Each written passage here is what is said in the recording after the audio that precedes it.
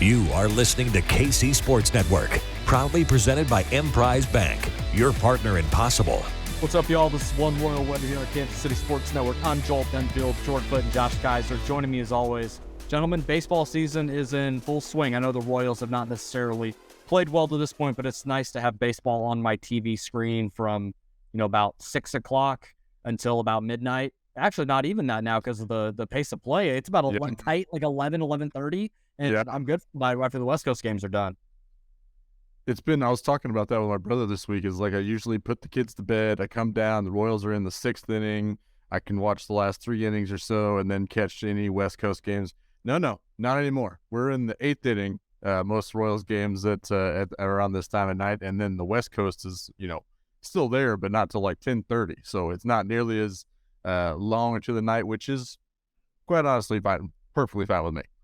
Yeah. Which one of you was it that made the comment about beer? Was that you, Joel? That was me. No, so I noticed this. I know how to time out the couple of beers I have during the game to where I can have a couple and drink some water and, eat some food, and I'm good to drive home. I'm not getting, blitzed. But it was like the 5th inning when I normally get like my last beer of the game. And I know that'll last me I got like a good hour and a half, maybe 2 hours. It got into the 8th inning. I was like halfway through this thing. I was like, holy crap, I got to get home. What the hell's going on? But I will say, being at the game, have you all been able to get out to the yard yet? Mm-hmm. No. I was just there for the MUKU game.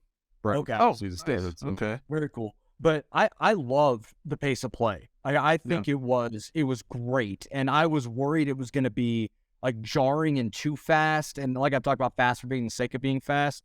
And it didn't feel that way at all. It felt very natural, very fluid. There were no pitch clock violations in the game that I went to. Everything, tight, about 2.5 hours. And the game was over. Now, not every game is going to be that way, but the fact that, over the course of a full weekend, the average game was like 2 hours and 40 minutes, that's perfect. Mm-hmm. I think it was a great use, and I don't never want to say anything good about the guy, but Rob Manfred did right by this. Like, this is something that he has done that actually has been very good. And then, of course, he made an ass of himself with some comments about analytics. But, take the good with the bad with that guy. Yep. But it's been really fun to watch the first weekend of the season, seeing all the new rules implemented, and for the most part, everything seems to be a success. So all the credit in the world to Major League Baseball and the players for adjusting very quickly. Well, unless you're Manny Machado and you get tossed after a pitch clock violation like you did today. Well, that was also kind of up-showy because we're all there to watch Ron Culpa, obviously, and Machado called for time prior to the violation, and he still tossed himself. Mm-hmm. The broadcast tonight on the Royals game brought up a good point that Machado was the first pitch clock violation in spring break or in spring training as well. Yeah, he admitted I made laughing a about this year. Yeah. Well, you did. You checked that box. And then he didn't like it and got tossed. But also, Ron Culpa loves himself some Ron Culpa, so there's that. We got a lot to talk about today. Before we dive into all the Royal stuff, I just want to say this before we use the same cliche and caveats over and over again. Everything that we talk about tonight, every stat we bring up, we all understand it is a small sample size and it's early. So let's try to do our best to not bring that up every single time that we bring up something. I think it's inherently understood that it is early and this is a small sample size. However, here we go. Fair enough? Mm-hmm. Yeah. Okay, great. It's gonna be a problem when we clip this for social media and it's taken completely out of context. Oh, totally, yeah. Because Twitter's gonna take it all out of context, like irrational conclusions. This show is always brought to you by Kansas City Strength and Conditioning. Be sure to check them out if you have a baseball or softball player in the area that needs a place to train. Day one supporter of this show. We can't thank them enough for that. So we're going to talk about just some kind of macro, micro, just some, takes overall through the first 5 to 6 games of the season. As we're recording, it's in the 9th inning. I don't think the game has gone final, so the Royals lost tonight 4-1, so they fall to 1-5 or 1-4. 1-4, my apologies. So not obviously an amazing start, but there's still been some things that at least look encouraging, and obviously there's some things that we need to monitor moving forward. So we're going to play a little game of kind of taking from the Rich Eisen show of Overreaction Monday. So we're going to make some statements and then say, is this an overreaction or is this something to monitor? Simple concept. But we talked a little bit about the season at large across Major League Baseball, but Josh, we'll start with you. Has there been anything overarching that you've seen from the Royals, just from what you've seen? Any takes you may have over the first couple of days? I think the number one thing that I kept seeing was this offense stinks. And coming off another game where they score less than 2 runs. That's the third game this season where they've had 1 or less to show for the offense. So plenty of hot takeage out on the social medias about how bad this offense is. And it is not fun to lose games 2-0 or 1-4 or whatever. And that will absolutely spark some outrage. But I tweeted about it today that going into the game tonight, and all the games are kind of excluded from this, but the Royals were first in hard hit percentage at 56.3. They had the highest average exit velocity at 91.8 as a team. Their BABIP was 226, which is the third lowest BABIP in the major leagues. And then they are still walking at 11% clip. So that's all very promising still.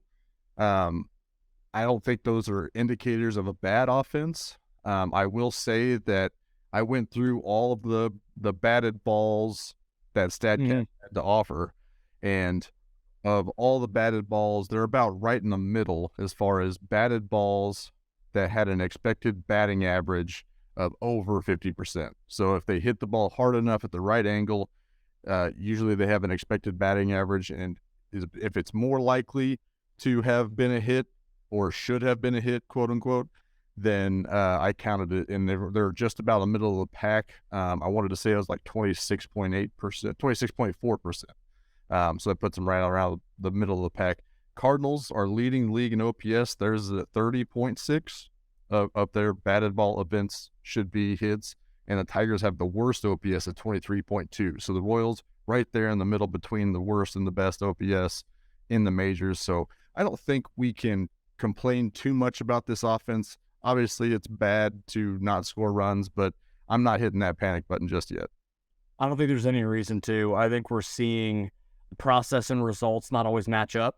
We saw that the first couple of games, basically that entire series against Minnesota. Like Bobby and Vinny went back-to-back, exit velocities over 108, hit the ball about 380 feet, and they were fly outs.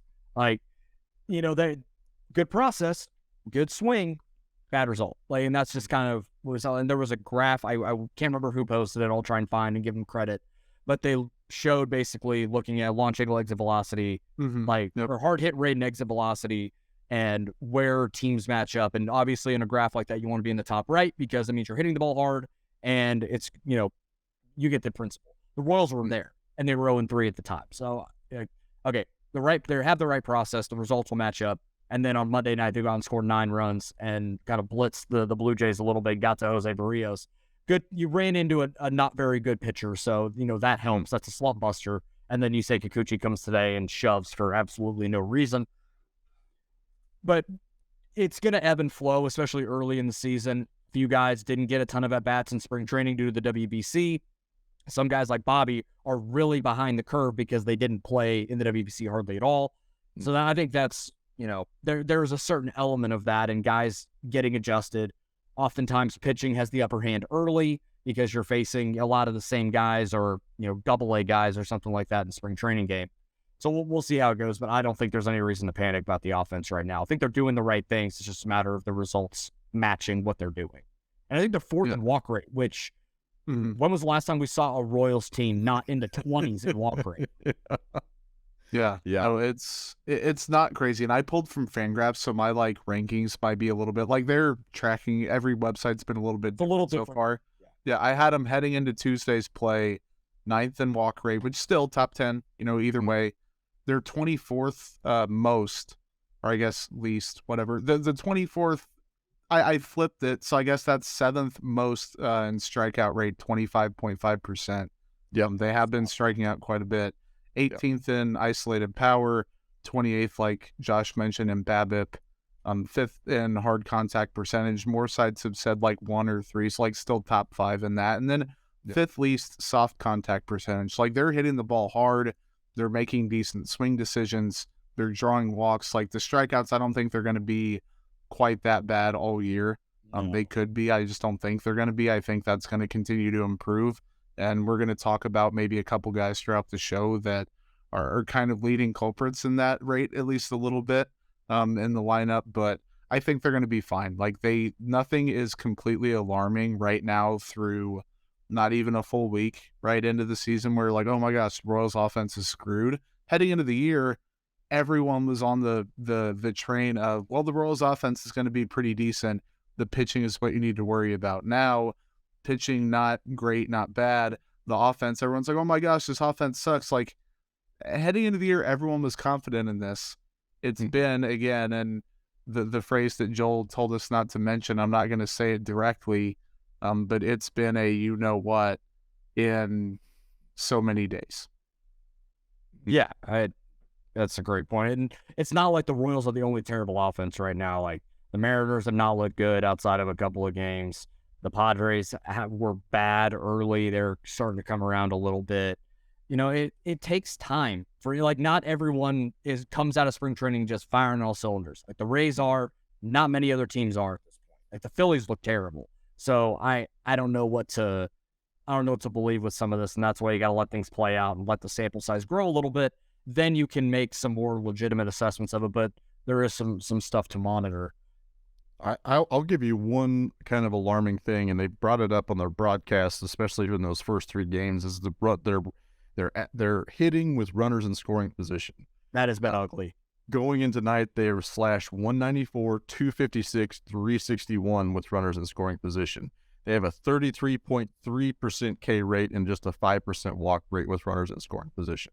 This was an issue last year, and this has been, it kind of floated around social media as well, that especially the young guys, and MJ Melendez actually talked about it last night to Joel Goldberg, that they felt like they were pressing a little bit, especially with runners in scoring position.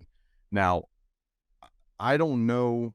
I obviously am sitting here with you gentlemen talking about baseball instead of coaching baseball. I don't know how you make hitters like hit with runners in scoring position. They've probably been doing it their whole lives, so it's just a weird thing for people to struggle with. But it does make sense that if it's a young core, a young offense, a young lineup, that's an area where they would struggle at regularly. So that is one of the alarming things. That is a bit of a red flag to this offensive, overall.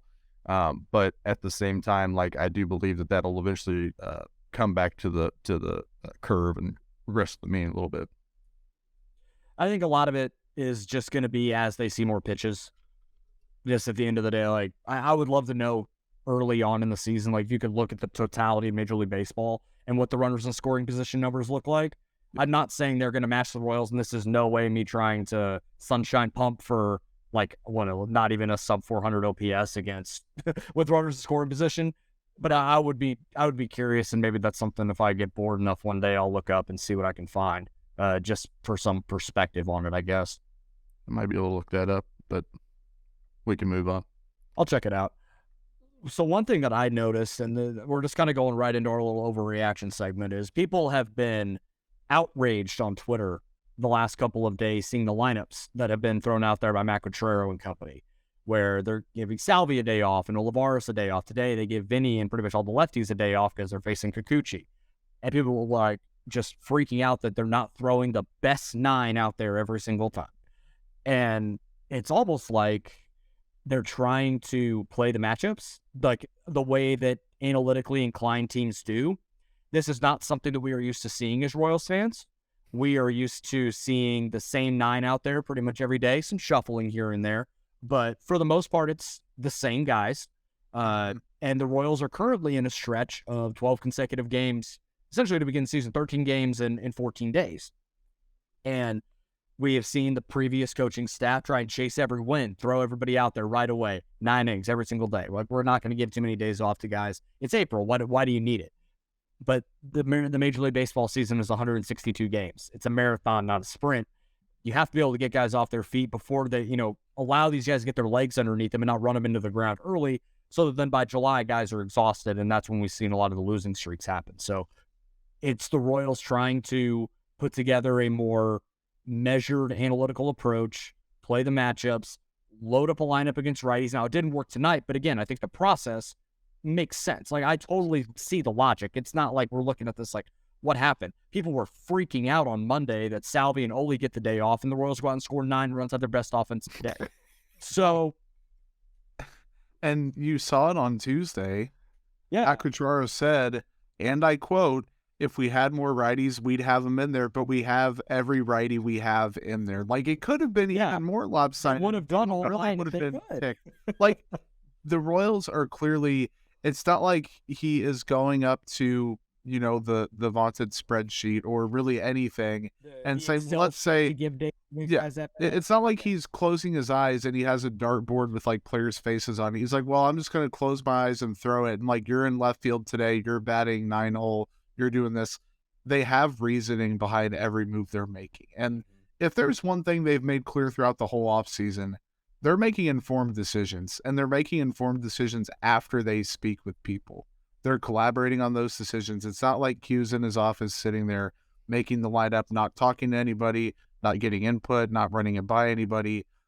If anything, like all this stuff, and I'm not telling people how to root for their favorite baseball team. I don't want to be that guy that tells people how to do their job or whatever. But like all the stuff people were talking about that they were excited for and like believed in before the season has gone to the wayside after 4 games, 3 games, 2 games that happened. Like give these guys the benefit of the doubt.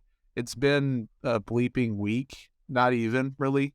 I just find it hard to believe and easy to believe at the same time. And like, maybe it's Twitter, like maybe in real life, people aren't having these thoughts, but then again, like people escape their real life to go tweet about that stuff and complain. So maybe my timeline just sucks. I don't know.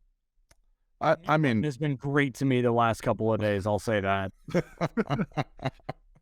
It's a fan base that is impatient and anxious for a winner. I understand. I totally get it. And I've had some great conversations with people online with regard to these overreactions, and they're bringing up people like, you know, with regard to the lineup, like the Bob Boone days, the 95, 96, 97 seasons where he had, in 95, he had 127 different lineups. They went 70 and 74 in that year. In 96, he had 152 different batting orders, and they went 75 and 86. And then the half season of 97, he had 132 different lineups, and they went 36 and 46. That is incredible for a lot of reasons.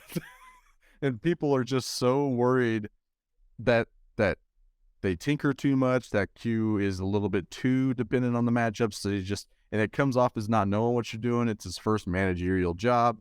So I can understand some of these people being a little bit leery about so many changes so early. But if you need to draw some kind of proof that we don't know what we're talking about, or neither do the people on social media when it compares to what Q in that front office knows, it's the fact that the most like uproarious we all were about a lineup scored 9 runs. So every time he changed it, it seemed like something improved. So, and that was excluding tonight. Obviously it didn't work out tonight, but I'm just saying, like, they know what they're doing. They know better than you. They have way more information than we have, and we pay a whole lot of attention to that information. So just give them time. It'll be fine. We'll be good. It'll be good.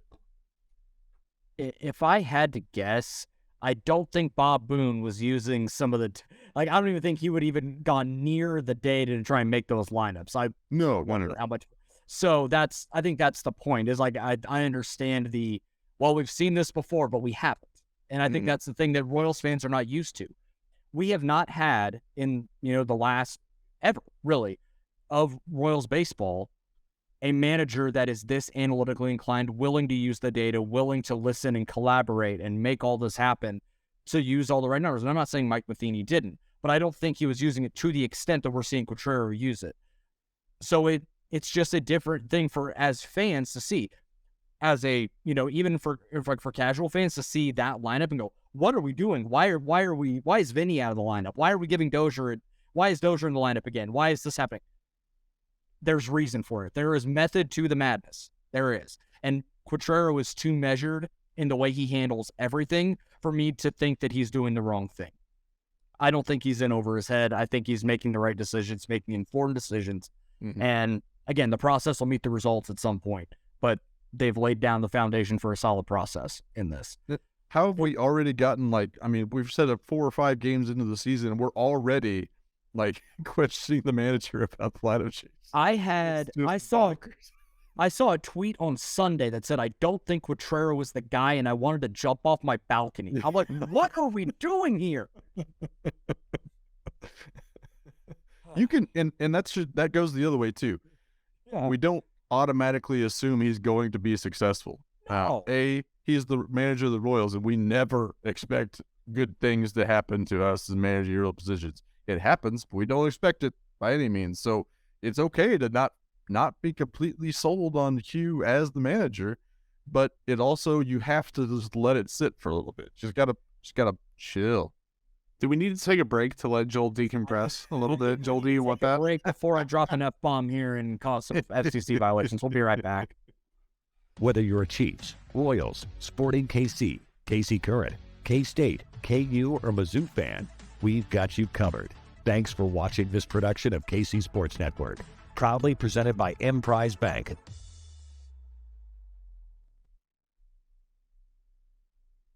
And we're back. So next overreaction that we saw, and we crowdsourced some of this from some of the social media stuff. So thank you to everybody that is this enthused or enraged by the Royals at this point. We thank you for the help here.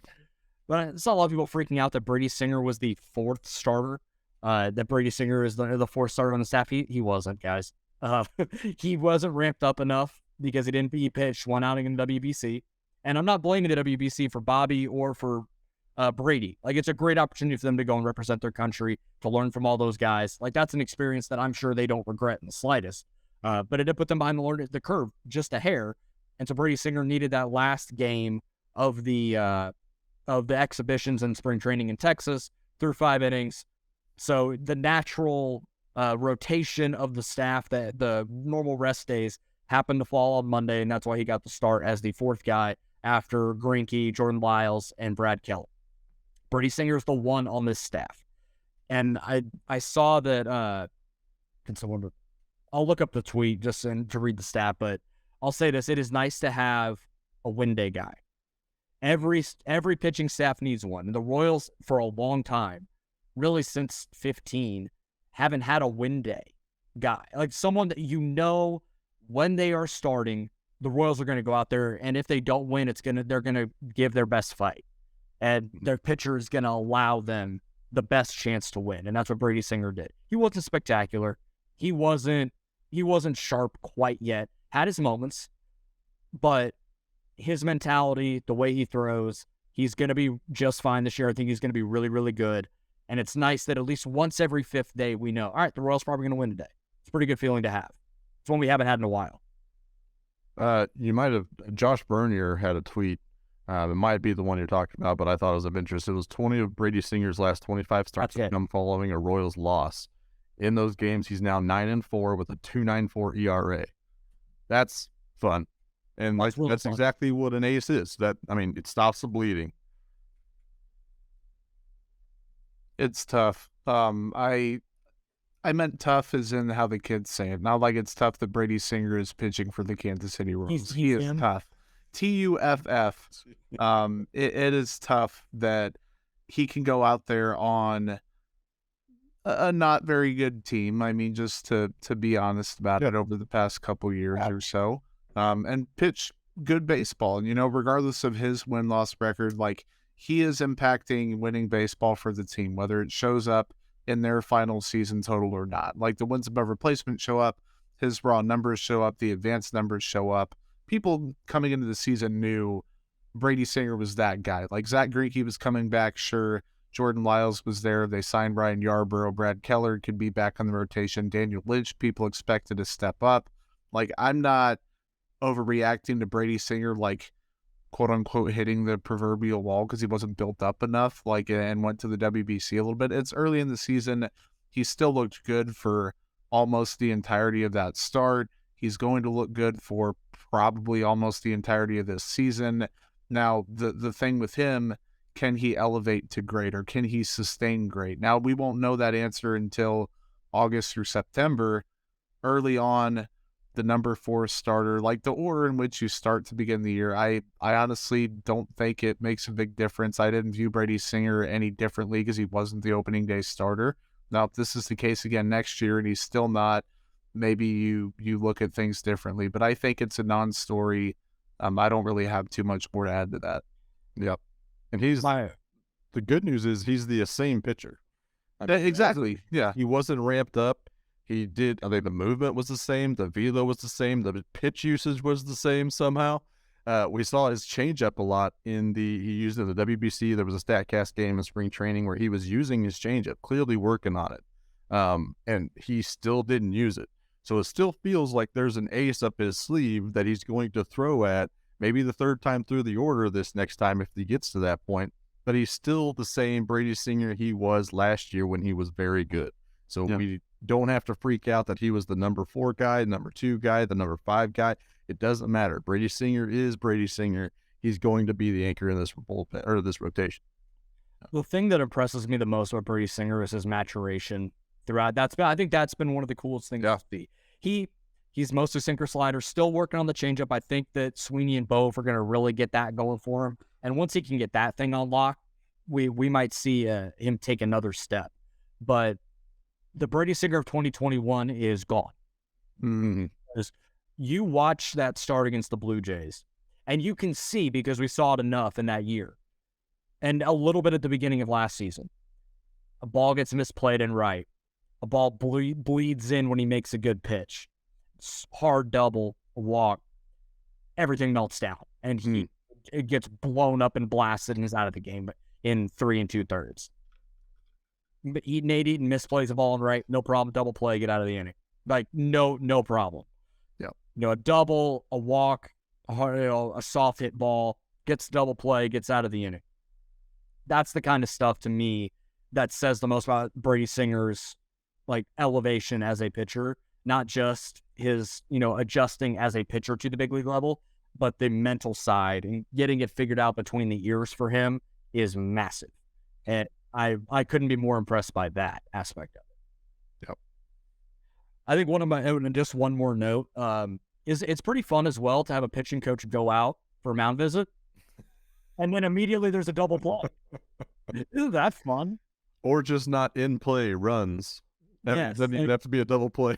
It's pretty nice. Gosh, every time, man. And it wasn't every time, but it felt like every time. It felt like every time. I'd love to know what the actual stat was for how many times that happened last year. But multiple times we've seen Brian Sweeney go out for a mound visit, gets out of the inning right away, or the next batter's out, or soft hit ball, okay, double play, or strikeout, whatever it is. That is comforting as a fan to see the pitching coach walk out there, and I don't hang my head. He runs out there like a nice full of energy. Nice little soft jog. I respect it. Yeah. But there's a lot to like there with that one. So now we got a couple possible overreactions, and we can kind of pair these together with the diminished velocity from Dylan Coleman and Scott Barlow so far this season. If you haven't watched the games a ton, and I was at the game on opening day and I noticed it, Dylan Coleman last year is you could pretty much pencil him in for 96 to 99, touching 100 every once in a while when he was really amped up. I didn't see him over 96. He was 95, 93. Now, he does have the really good sweeper slider, so he's still been able to be relatively effective. He's still kind of wild right now, but he threw yesterday, and it was 91. Mm-hmm. I'll be honest, I am kind of worried about this. I don't think it's an overreaction to be concerned. I don't think this is him trying to ramp up so that he doesn't blow out his arm early. I'm worried that this could be an injury. I'm not trying to speculate. But when you see that significant of a drop in velo, especially early in the season, it's something to keep an eye on. I agree. Yeah. And I think not only the velo on the fastball is down, there was also a drop in velo in the sweeper. The slider movement is flattening out a little bit too much. So that in and of itself is not great.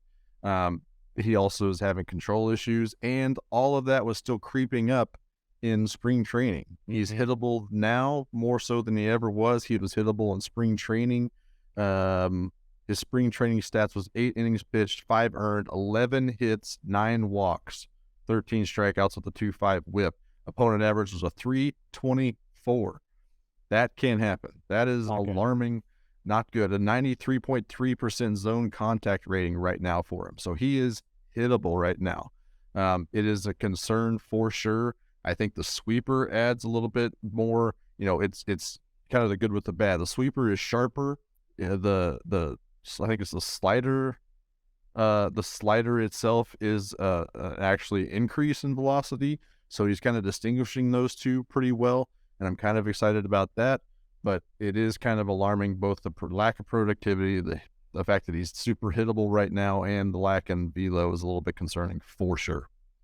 Do you think, and this is me just 150% just asking, and we don't even know the answer, we might not ever know the answer, could he have been working on that stuff knowing that he just didn't have that velo anymore? And it's weird to say, because obviously, again, like, I'm going to say it again, pure speculation there. He's also not old. Like, he's not hashtag old, even for a reliever, but like, it's just weird. And again, I am actually going to say it is a small sample size to begin the year. However, that is alarming because, like Joel, I believe, said, last year's was down from the year before by like a couple miles per hour, or at least 1.5 or whatever it was. So there has been a decline. If I knew personally that I was losing a little bit of my fastball, I'd start fine-tuning. Zach Greinke's a good example. And like, Scott Barlow's not turning into Zach Greinke or anything. Yeah, exactly. It could be totally something completely different. But like, that was something that, as you were explaining it, Josh, just crossed my mind. I don't know. And it also good to keep in mind that, yes, it's a small sample size. He pitched 3 of the first 4 games, so 3 out of the first 5 days he was in action. So that's not nothing, but you would expect him to be fresh at the beginning of the year. So sure, I don't know. Hopefully we see a velo increase, because if he stays around 93, that's not going to be he doesn't spin the ball well enough to be able to sit at 93. He spins it fine. It's not like he's it's like Jackson Kowar or something like that, but it's not something you want to see. So then when you go to Scott Barlow, he was only thrown in 1 game, but the velo was like 91. I think average velo was 91 miles an hour, 91.2. 91.2. Yep. Now, that's only on 4 pitches, but again, not spectacular. Average fastball last year was 93.6, so just for the sake of conversation, we'll call it 94. So it's down about 3 miles an hour, but if I recall from last year, I'll need to go back and do some game logs. He was about 90 to 91 at the beginning of the year, and then ramped up to that 93, 94 that is more effective. So I think this is a little bit more of a veteran thing of, I know how good my slider is, and I can get away with throwing it 8 bajillion times before I need to throw my fastball, and let myself get a little more comfortable and ramp up. Because he was good in spring, looked really nice, even with diminished velocity. But he max velo is like 96, so it's not like we're down a ton.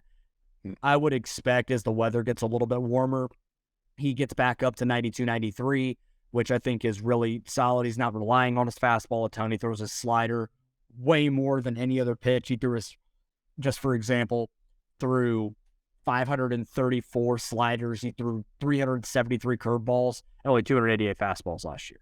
So he's not relying on it. Obviously, you want to throw it harder, but I think I'd be more concerned if he relied on the fastball more in his arsenal. But at this point, I'm not too worried about it. Yep. And the fastball is not, like you were saying, Joel, it's not a great pitch. It's not a great fastball. What he was doing, those 4 pitches he threw the other day, is a very unique shape pitch. There are really no comparisons in the Major League from 2022, and that could be either a good thing, because it's a very unique pitch that the batters aren't going to see very often, or it's a bad thing because there's a reason why they're not Major League pitchers with that fastball shape. Right. So that's a bit alarming in that way, but I think it could absolutely kind of be spun the right way, pun intended. But the other interesting thing I noticed about his fastball was that his extension was up. According to StatCast, it was up almost a full inch, which for anybody who doesn't realize, the the benefit extension just leads to more deception, is the theory. So if somebody is getting good extension, that gives the batter less time to react and read the pitch. And if he's throwing a bad fastball, then extension better be pretty high on that, because he's going to need all the help he can get on messing with hitters and their timing and everything like that. The extra inch makes a big difference. God, I almost just completed the most sus sentence in the history of one more away. Do it. Do it. The extra inch makes a big difference, guys, for extension. So there's We're not doing phrasing. Pitching lesson of the morning, afternoon, evening, whenever the hell. That's our nugget for whoever's listening. That will tweet Bayou Billy Butler. Bayou Billy Butler, really good account. He will tweet that out probably and say, "100." That stuck out. Yep. We got more. Oh, sorry. Go ahead. There is one real quick. There is one kind of red flag to me, was that he did miss the zone on 11 out of his 13 pitches the other day. So I think that's also going to be part of ramping up. He's going to have to tighten that a little bit as well. Yeah. Because he can't miss the zone that many times. Can't do it. We got a couple more overreactions to look at, and then we'll talk a little bit of minor league baseball right after this. Whether you're a Chiefs, Royals, Sporting KC, KC Current, K-State, KU, or Mizzou fan, we've got you covered. Thanks for watching this production of KC Sports Network, proudly presented by Emprise Bank. All right, next one to look at. We got one more hitter, one more pitcher to look at. And is it an overreaction at this point to say that Nate Eaton's played himself back up by 29? So heading into Tuesday, he had made one noticeable miscue out in the field, and then he made another one during Tuesday's game. Heading into Tuesday's game, he had 4 strikeouts and 7 plate appearances. On Tuesday, he struck out 2 more times. So for a guy that struck out 25% of the time last season, and I think it was like just over 120-ish plate appearances, if I remember correctly, so it wasn't anything crazy, but still a pretty good sample size. I'm using that phrase again. It's for a guy that's supposed to be this versatile defender who's doing a really good job at multiple spots and is capable there, and also going to give you some juice in the lineup and give you, the great arm strength and that little bit of a base stealing threat, maybe like not looking great. I think if this was the previous coaching staff, the leash would be, it's a catch-22, right? Because this coaching staff wants to give the young players chances and wants to give more spontaneous playing time and more extended chances if possible. But on the flip side, that also involves it takes 2 to tango. For every Nate Eaton getting a spontaneous at-bat, there's going to be a Franmil Reyes in right field, or a Hunter Dozier out there, or an Edward Olivares, or Kyle Isbell, or Drew Waters once he gets back, or Jackie Bradley Jr. If you move him into the infield, he can't play first base because you got too many cooks in the kitchen there. Third base, you've got Matt Duffy there. Can't put him behind the dish because you've got MJ Melendez and Salvador Perez, and it's a tough one. So I don't think he is in a terrible spot, but I think like the line between bad and he's fine, he is no longer teetering that. Like, I think Nate Eaton, even though it's only been a few days, he is quickly finding himself in a not so good spot. I will say he had a couple miscues in the field for sure. He's also made some great plays in the field as well. Yes. That first double for Buxton should have been an out, and that should have been like Gordo-esque type of throw out from that. It was an absolute laser to second base that Nicky just misplayed and missed the tag. And then he had a heads-up play tonight against Toronto that got a force out at second on a bloop single. So the defense is still there. I still think there's plenty of value in his versatility, in his defense, and in his base running. I think that's all uber valuable to a lineup. Maybe not the Royals in this situation, because we do know that Q is going to use the entire roster, and if he can't hit, that's going to be a problem. So I'll say this, if he's on the roster, he will still get plenty of plate appearances, but if he gets shipped down for a Nick Prado, for a Michael Garcia, for a Drew Waters when he's back, Eaton's spot could easily be taken away from him and him sit back down. So I think there's a realistic chance that could happen if he doesn't turn this around. 6 of his last 7 plate appearances have been strikeouts, and they've looked really bad. It's not like he's taking a bunch of pitches and gets the fringe. He looks bad, lost. He looks legitimately lost at the plate. I think it's a reset sort of thing. Like, this is not me closing the book on Nate Eaton as a member of the Kansas City Royals. I still think he has great value as another Nicky Lopez type bench, throw him anywhere 3 times a week and make it work. But right now, it's just not there. And I think he earned that spot out of spring training to be on the opening day roster. This is not me trying to revisionist history saying it was a mistake by the Royals. It was not. But it's just time. I hate to pull the plug that early. It would not shock me if in 6 weeks he's, if they decide after the end of the week, it would not shock me if 6 weeks later he's back in Kansas City and balling out. Maybe he just needs to go to AAA, hit a couple home runs, have a dig me session in the video room, watch himself hitting homers, and get right back to being the awesome Nate Eaton that we have come to love over the last couple of seasons. It also doesn't help that Michael Garcia, before his home run tonight, had 164 weighted runs created plus in AAA. And Nick Prado was starting to hit the ball really well after, things struck out a couple of times in his first game, but is looking really good. And then Drew Waters is on the mend coming back as well. So there are people coming for his spot. So it's not like the Royals have to keep him there because there's not reinforcements. There certainly are that are deserving to be on the big league roster. And it wouldn't shock me if that decision was made here probably after the Toronto series. Yeah, I mean, it could happen that quickly, or it could have a longer leash, like you said, with the younger players thing, but we'll see. Yeah, if they decide to keep him up and rock with him because they believe in him, then I'm not going to try and question Contreras and company because obviously they see something every single day that we don't. We just see the 4 at-bats every single day. We don't see all the work behind the scenes and stuff that they talk about in meetings. Mm-hmm. Last one here. Is Brad Keller's curveball like a complete game changer for him? Technically, yes, because, you guys know where I'm going with this, with the blank.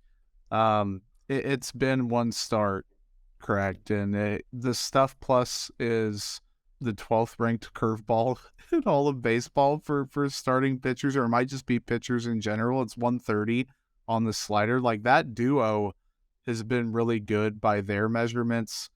You look at the box score and it's a little weird, like 4 2/3. He gave up 5 hits, whatever, 4 walks, 6 strikeouts. Like, okay, that's fine. But he threw the curveball 22 times, which was the most of it. Yes, and he had a 50% whiff rate on it, and then he threw the slider 19 times and allowed a 167 batting average. Like, neither one of those are going to, hold for the whole season, I don't think. However, if the curveball is just a solid pitch, it doesn't even have to be good. It doesn't even have to be great. Like, it's kind of the Brady Singer conversation to a lesser degree. It's like, if that pitch is just being thrown and being trusted, and, you can't say he's not using it, he's not trusting it. He threw it more than anything else in his very first start of the biggest season of his career. So, I don't know what else people would ask him to do besides get better results. And, if he keeps pitching like that with that offering, then the results are going to go up. So I guess my short answer is no. Technically, yes, right now, but, give me 2 months worth of starts before I'm, totally... this guy is legit. I love the fact that he was so confident to throw it right away. Sure. And we had a previous regime that did not want guys throwing new pitches in games or did not want them to throw it early. And he goes out and starts throwing it right away and throws it the most of any pitch type he threw in that game. And I know the line is not great, but I don't think, I don't want people to lose sight of the fact he looked really good there for about 4 innings, and then it kind of fell apart on him. I think it's not me saying that he needs to get out of the rotation, but it was very encouraging that he was willing to throw that pitch that often. And if you look, the heat map looks a little funky just because it's one game, but there's a very clear plan: curveball below the zone, slider down and away, fastballs up, and then the occasional sinker into righties. There is a plan for those 4 pitches. We're going to hit all 4 quadrants, and let's get outs and strike out 6 and 4 2/3. for a guy that's not predominantly a strikeout pitcher. That's pretty nice to see. I am ready to overreact. I am so in on Brad Keller. I am so in on this being a game changer. Not only the curveball, but the fact that he now has a sweeper and a slider to go into. So that is true, yeah, the sweeper. Yeah, 3 breaking balls that he has confidence in, along with his whatever his fastball is. It could be a lot of different things, and they could actually tweak that a bit to make it kind of optimal as possible. But changeup not really used. It was used one time in that start, but he's got 6 pitches right now is where we are. We threw one changeup, so I guess we can call it. It's still there. I mean, it's a show me pitch, even if it is. But 6 pitches compared to 4 pitches is a career maker. As long as all of them, if there's 5 of them that are average and one that's pretty meh, like this changeup, then that could absolutely turn a career around. And if I'm overreacting this positively to Brad Keller right now, I'm going the exact opposite of this is the biggest black eye of the pitching coordination in the major league level last year. Because if Brad Keller has this ability to add 2-3 pitches to his repertoire in one off season, and now if my overreaction is anywhere close to being true, then they failed to unlock Brad Keller in 5 seasons that they had him, and it happens in a contract year where he can walk. That is the biggest black eye, I think, to that potential pitching development staff, if that is the case. If this is Brad Keller, if this is real Brad Keller with 6 viable pitches, then it's a big problem for where it's not a big problem, but it really is a big red flag to where we are coming from. Well, and he also turned in some decent production sometimes. Despite if that's the case, Brad Keller low-key could have been shoving. I don't know. And obviously there's a lot of context that goes into it. And I'm not going to bash people for doing their job or not doing their job, but makes you wonder a little bit. It's if this is possible over just a few months, and then going into the spring and not having the org shy away from it, being hey, let's do this. Let's encourage you. It's got to be refreshing for him. I mean, definitely, right? And another guy where he wasn't on a rundown, but I just want to bring this up tonight because Chris Bubich pitched tonight. And again, not spectacular, but not bad either. Certainly a very encouraging thing. And just one thing I noticed, his spin rate on his fastball is almost up 200 RPMs. Either average was 23.33. Last year was 21.34. So they must have found something in the pitch design of the fastball. That's above anything above. I think it's 22.50 is above league average. So that's nice to see. Yeah. And that slider that he was so excited to throw last year and then was told not to, he threw it 9 times tonight, got 3 whiffs, and the other 2 balls that were swung at were not put in play. They were foul balls. His changeup got 8 whiffs on 21 thrown. He had 14 whiffs overall. That's awesome. And now he's still throwing his fastball way too much. He threw it 35 times. I want to see him throw the slider and his breaking stuff more and let that work off the fastball. But if he's throwing his fastball with a little higher spin, it works. But hey, early on, thank you, Brian Sweeney. Thank you, Zach Bove, because we're figuring stuff out about our pitching staff in a good way. I'm very excited for that. Yep. Any final thoughts on the big league club before we move on to the minor league really quick? It's going to be tough to reach 130 wins, but we're going to get there. Road to 130, still on. Technically, it still can happen. We're still in play. It's just the razor-thin margin at this point. Oh, yes. Somewhere if you're watching on YouTube, which, hey, be sure to go subscribe. Leave comments, questions, whatever you want us to talk about. Only good ones, please. Only good stuff. Leave only good reviews, preferably. Well, only good reviews, but if you want to berate me in the comment section, that's fine. It helps drive the algorithm, so that's cool. Hey, I am for whatever it takes. I don't really care. That's a dangerous game, friendo. Look, I've already told my friends, my 2 best friends who are not, one of whom is a Royals fan, one of whom is not. I said, if you subscribe to my YouTube channel for my podcast, you guys can berate me in the comments section whenever you want. And just, as long as you hit the like button. which you guys should do as well if you're watching on YouTube. But if you're watching on YouTube, I am wearing a Northwest Arkansas hat, and so is Josh. His minor league season starts this week. I thought that they were running the schedule similar to last year, where it was like they start on Tuesday, play through Sunday, off day Monday. I don't think that's the case because everyone is starting on Thursday. Columbia, Quad Cities, and Northwest Arkansas start on Thursday. And obviously Omaha started last week, so they got a little bit of a week head start. The rosters were posted by the Royals' new minor league Twitter account run by the organization, not our buddy Alex over at Royals Farm, at KC Royals PD. Be sure to check them out. They're dropping some good stats and videos, and they posted the rosters as well. My only comment that I think is interesting is, they left Mazzucato and Caderna down in Columbia. I think they're going to be in Quad Cities by midseason. This is just slow playing it. Totally understand it. But speaking of Quad Cities, that team is going to be fun to watch. Yeah. Carter Jensen, Jack Pineda, Javier Vaz, Caden Wallace, Daryl Collins, Gavin Cross, Rivertown. That team's going to mash. Now, pitching, I don't know.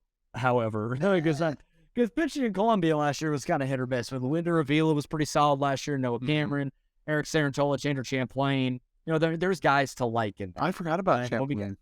Yep. And when Mazzucato and Caderna get up there, it's gonna be a really fun team to watch. If you watch one team this year, I think that would be the one to check out for sure. Yeah, 150%. I'm still very interested in the Storm Chasers because they have so many like pretty important bats with for sure. Prado, Gentry's there.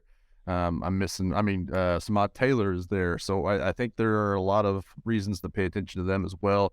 Obviously, we're baseball nerds, so we're going to kind of keep tabs on all four of these teams, and that's not even including like the rookie level teams, so we'll probably be thrown in the mix as well. But it is, I like seeing, especially at the beginning of the year, how everybody is spread out, because it kind of gives you a little bit of hint of what track they're on. Like you were talking about, it is see those prep pitchers still in Columbia is both understandable, but a little bit disappointing because it felt like they're at the end of the year, especially Mazzucato, seemed like he took a couple steps forward and he was, making the case to be bumped up to Quad Cities. But I do definitely think that they'll both him and Caderna are both going to be there relatively soon, especially if they start doing what we think that they can do. So I'm excited to see them in general, but especially Quad Cities and Omaha for sure. There's a ton of pitchers at AA that are important as well. John Boland, now full season removed from Tommy John, so I hope he can get back. Christian Chamberlain, funky lefty. Stephen Cruz, who the Royals got in the Taylor trade. Will Klein, Alec Marsh, Noah Murdoch, TJ Sigma, Anthony Veneziano, Beck Way. There's a lot of dudes. Yeah. And the ghost of Asa Lacy is going to show up at some point. He's still in Omaha, or still in Surprise. I'm sorry. Extended spring training. Yeah. Extended spring training, still ramping up. I have no expectation for him. Anything to get out of him at this point is, we can hope. That I just don't. It's heading down the Kyle Zimmer path, and I don't want that to happen again to the Royals.